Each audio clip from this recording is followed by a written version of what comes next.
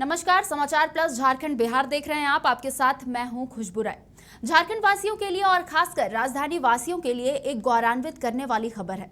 जैसा कि हम सब जानते हैं कि रांची अपने मौसम को लेकर काफी ज्यादा मशहूर है। यहाँ का मौसम, यहाँ का वायुमंडल काफी ज्यादा खुशनुमा है और इसी बीच राजधानी रांची स्मार्ट सिटी बनने की ओर भी अग्रसर है। ऐसे में रांची के वायुमंडल में किस तरह से बदलाव आ रहे हैं और इसकी वजह क्या है, इन तमाम विषयों पर जानी मानी भूगोलवेत्ता डॉक्टर आकृति ग्रोवर ने रिसर्च किया है, जिसका नाम रांची मेट्रोपॉलिटन एरिया जियो स्पेशियल स्टडी, तेजी से शहरीकरण की चुनौतियां और अवसर है। क्या कुछ खास है इस रिसर्च में? भूगोलवेत्ता डॉक्टर आकृति ग्रोवर से हमने खास बातचीत की है। सबसे पहले तो आकृति जी, आपका बहुत बहुत स्वागत है समाचार प्लस झारखंड बिहार में। रिसर्च में क्या है इस पर हम बात करेंगे आकृति, पर मेरा पहला सवाल आपसे ये होगा कि आखिर शहरीकरण क्या है? शहरीकरण एक पॉपुलेशन फिनोमिना है, एक प्रोसेस है जिसमें कि अर्बन एरियाज या शहरों में पॉपुलेशन जनसंख्या बढ़ती जा रही है। ये कैसे होता है? ये दो तरीके से हो सकता है, या तो नेचुरल इंक्रीज यानी कि बर्थ रेट का ज़्यादा होना, दूसरा माइग्रेशन जो कि मेजर कॉज है अर्बनाइजेशन का या शहरीकरण का, जिसमें कि छोटे शहरों और ग्रामीण इलाकों से लोग बड़े शहर की तरफ आते हैं। ये शहरीकरण है। जी बिल्कुल। यहाँ दूसरा सवाल मेरा आपसे ये होगा कि शहरीकरण जब प्रगति को दर्शाता है, प्रगति का सूचक है, तो फिर शहरीकरण एक चुनौती क्यों है? शहरीकरण एक सकारात्मक घटना है, यानी कि इट्स अ पॉजिटिव फिनोमिना, लेकिन ये एक चैलेंज के रूप में हमारे सामने आया है। इसकी अर्बनाइजेशन डिनोट्स प्रोग्रेस। इसका मतलब ये कि हर कोई इस जगह पे आना चाहता है क्योंकि हेल्थ फैसिलिटीज़ बेटर हैं, अपॉर्चुनिटी ज़्यादा हैं, जॉब अपॉर्चुनिटी ज़्यादा है, पर एम्प्लॉयमेंट एजुकेशनल अपॉर्चुनिटीज़ बेहतर हैं।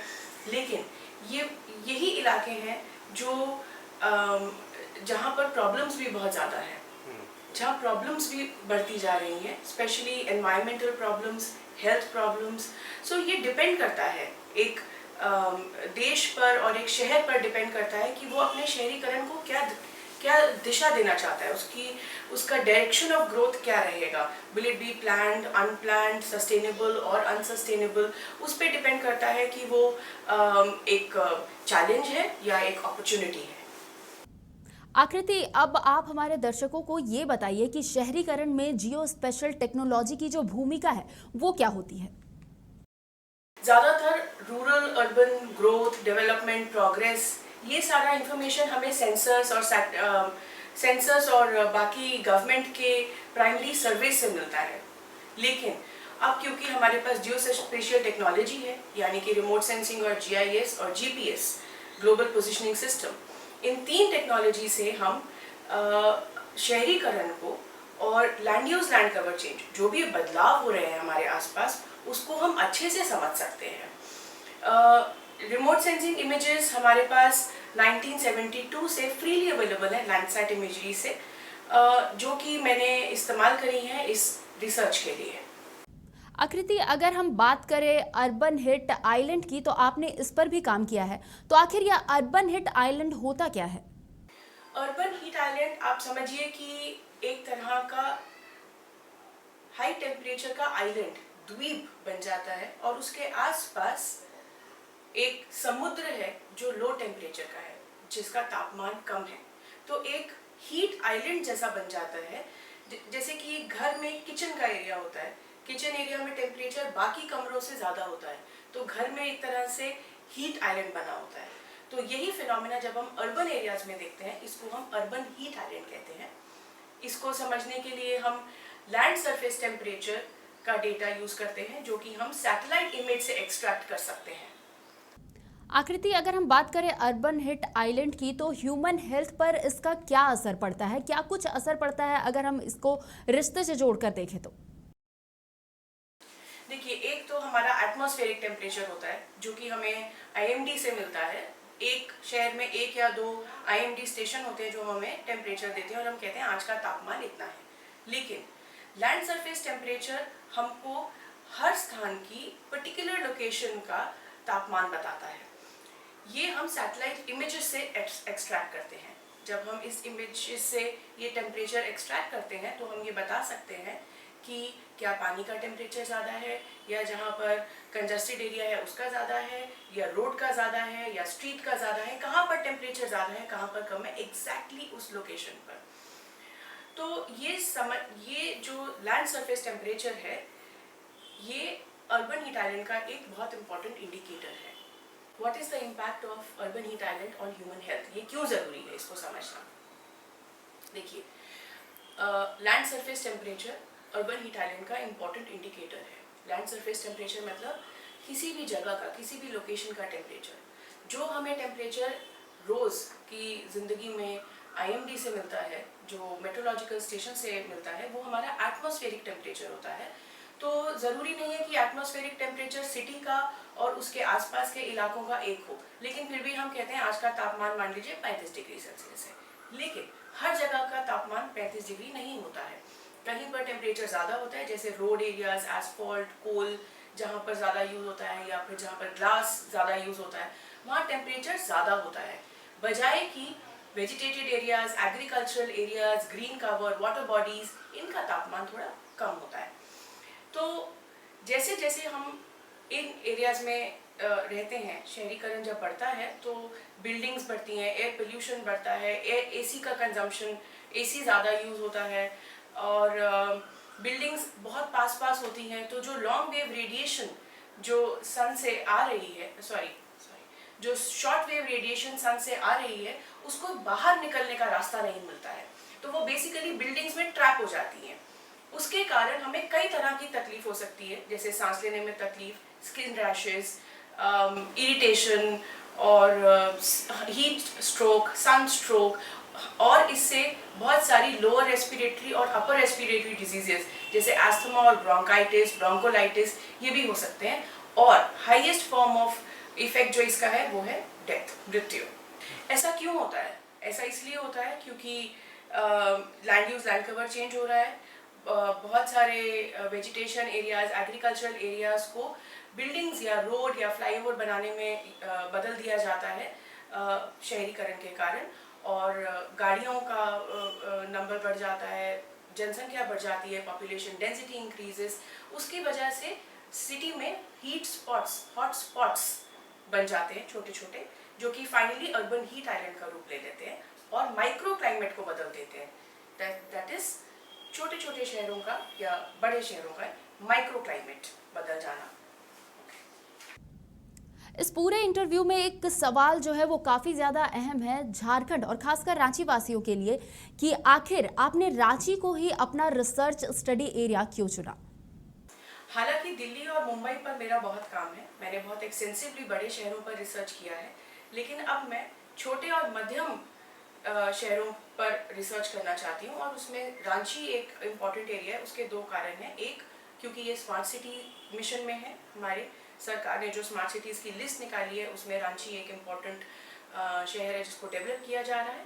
दूसरा, ये एक प्लेटू रीजन पे है, तो मुंबई कोस्टल एरियाज में है, तो उसका लोकेशनल एडवांटेज है कि सी ब्रीज और लैंड ब्रीज टेम्परेचर मॉडरेट कर देता है, जबकि दिल्ली जो है वो इंटीरियर में है, सराउंडेड बाय लैंड, तो वहाँ हीट आइलैंड थोड़ा ज़्यादा इंटेंसिफाइड है। तो मैं देखना चाहती थी कि प्लेटो एरियाज में अर्बन हीट आइलैंड्स किस तरह से डेवलप हो रहा है और हमारा शहरीकरण जो है वो किस दिशा में जा रहा है।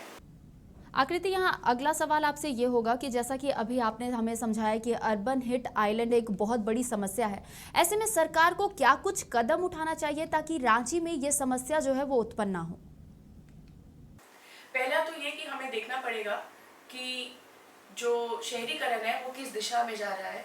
जैसे कि अभी सबसे ज़्यादा जो टेम्परेचर ज़्यादा है वो एयरपोर्ट के आसपास है, तो हीट आइलैंड वहाँ पर बन रहा है, और उसके आसपास का जो एरिया है वहाँ का तापमान थोड़ा कम है रांची में।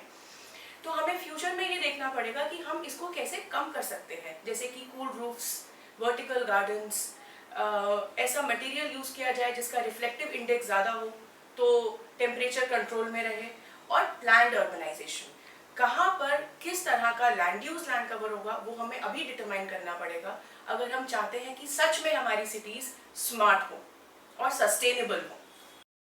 जी आकृति, यहाँ आपको रोकना चाहूंगी और अपने दर्शकों को ये बताना काफ़ी ज़्यादा अहम हो जाता है कि इंटरनेशनल जियोग्राफिक यूनियन 2022 में अपनी 100वीं वर्षगांठ मना रहा है। UGI IGU 2022 पेरिस में आयोजित हुआ, जहां शामिल होने के लिए पूरे विश्व के भूगोलवेत्ताओं को न्योता दिया गया था और इसी खास कार्यक्रम में आकृति ने रांची पर की हुई स्टडी को सबके सामने रखा। इसके लिए आकृति, आपको तहे दिल से बहुत बहुत शुक्रिया।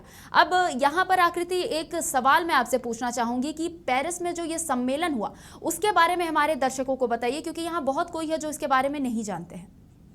IGU इंटरनेशनल ज्योग्राफिकल यूनियन एक बहुत बड़ी ऑर्गेनाइजेशन है जी, जो कि 1980s में एक छोटा सा ग्रुप से शुरू हुई और अभी it is spread to all the world. सारी कंट्रीज से, वर्ल्ड की सारी कंट्रीज से लोग आते हैं और हर 4 साल में एक कांग्रेस होती है। जी, ये जो है इस बारी पेरिस में सेंटिनियल कांग्रेस जो है, ये स्पेशल कांग्रेस है क्योंकि IGU अपने 100 इयर्स सेलिब्रेट कर रहा है।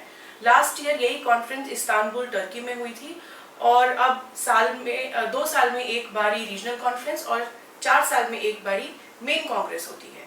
So it is an honour कि हमारे इंडिया से करीब 40 लोगों का एब्स्ट्रैक्ट सेलेक्ट हुआ है इस कांग्रेस में अपना प्रेजेंटेशन देने के लिए।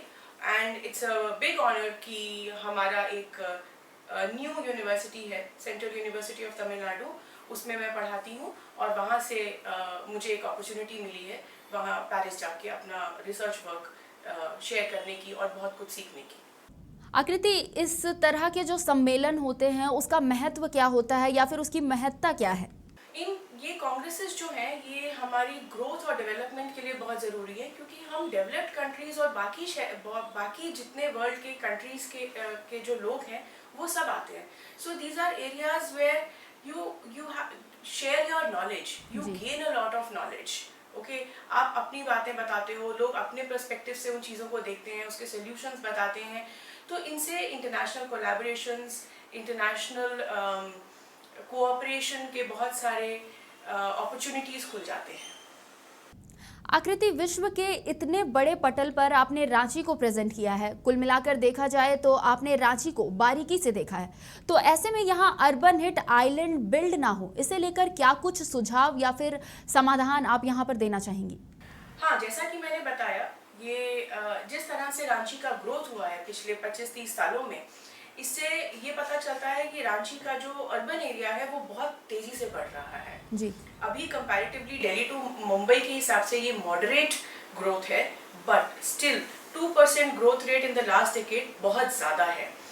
फ्यूचर में हम ये मान के चल रहे हैं कि यहाँ पर काफ़ी चैलेंजेस होने वाले हैं, जिसको हम cool roofs, white roofs, vertical garden, urban agriculture, इस तरह के मेजर्स से इसको कंट्रोल कर सकते हैं। और proper land use, land cover planning, हर लोकेलिटी के पास ग्रीन एरिया हो, पार्क्स बने हों, ओपन सरफेसेस हों, छोटा सा पॉन्ड हो, वेजिटेशन एरियाज हो, बड़े बड़े पेड़ हों, छोटे छोटे पेड़, सैपलिंग्स नहीं, बड़े बड़े पेड़ हों जो बहुत पुराने हैं, उससे टेम्परेचर को मॉडरेट किया जा सकता है। आकृति, रांची में रहने वाले आम लोग या कह ले कि राज्य की जनता इसमें किस तरह से योगदान दे यहाँ पर कि अर्बन हिट आइलैंड की जो समस्या है वो यहाँ पर बिल्ड ना हो? पेड़ लगाइए।